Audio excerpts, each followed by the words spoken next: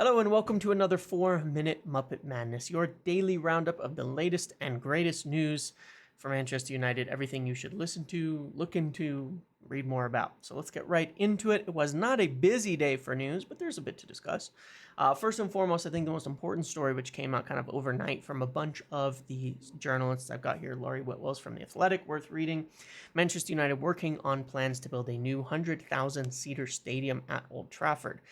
And it talks as well about, of course, the influence of, being at SoFi, looking into it, SoFi being the big one in Los Angeles. When I was there, I mean, definitely there was the conversation. It's like, look at this stadium, look at this ground, look at this whole setup and what can be. But it's not just the stadium. A big factor in this is the area around the stadium. There's event centers, there's venues, there's all sorts of things that make it a full kind of overall entertainment area and park where it could be just a wonderful place to go. And there was a big event with the before the match, not far away, where then everybody could march over to the stadium. Really, really cool type of stuff. And I can see the draw in that. For my information, it's always been, the priority's been a new stadium. I think I've said that for a long time. They want a new stadium. They want something really good. And essentially the factor in this is that the costs associated with regenerating this stadium piece by piece are going to end up being as much or more than a new stadium. And will you be happy with what comes out with it? No, not necessarily. Obviously, you don't want to lose the local vibe, the Old Trafford vibe, all of that. But I think you can do that. You just need the right plans. And it's mostly about just getting that part right, where you can get the right stadium in there, but provide all of the things that you get with a new stadium. And from everybody I talked to, other channels and people and media, I think even though everybody knows there's going to be some difficulties, some backlash, all of that,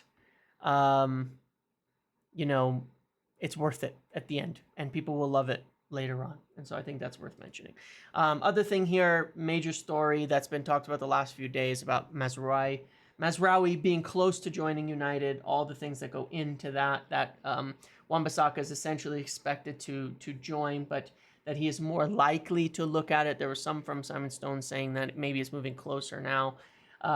Yes. And then, we had our information after the match. I posted on the same subject in my video talking about some of the information that I gathered from conversations with people, with sources of mine. And I gave that indication late Saturday night, early Sunday morning, that I'd heard Wan-Bissaka was definitely on the cusp, essentially of leaving. Mazraoui would be a serious option there. There's a lot more happening. Scott McTominay has been a major subject of discussion as well. Definitely worth watching this video from Sunday morning, but as well the podcast today with Phil. We covered quite a lot in there about the current transfer things. I'll be doing a video tomorrow to watch as well. So definitely please do so. There's a lot going on there. A lot of stuff is in progress, and the big theme is sell to buy. So it's really about those outs, and that's why you see things being a little bit feeling slow. And also while United are away, it's just naturally going to be that way because it's harder to sell the players that are there. And a lot of the players who might leave are there. Wan-Bissaka, Lindelof, Scott McTominay. One of the things that is up in the air right now is based on the injury to Lenny Yoro, what is going to be the outcome. So we'll have to see. Those are the major stories. Those are the major things worth discussing today. There's going to be more to come for sure, but the Wan-Bissaka to West Ham and Mazraoui in is definitely the most imminent looking thing, and that stadium news to catch up on. Okay, that's what I've got for today. Thanks for watching. Catch you in the next one.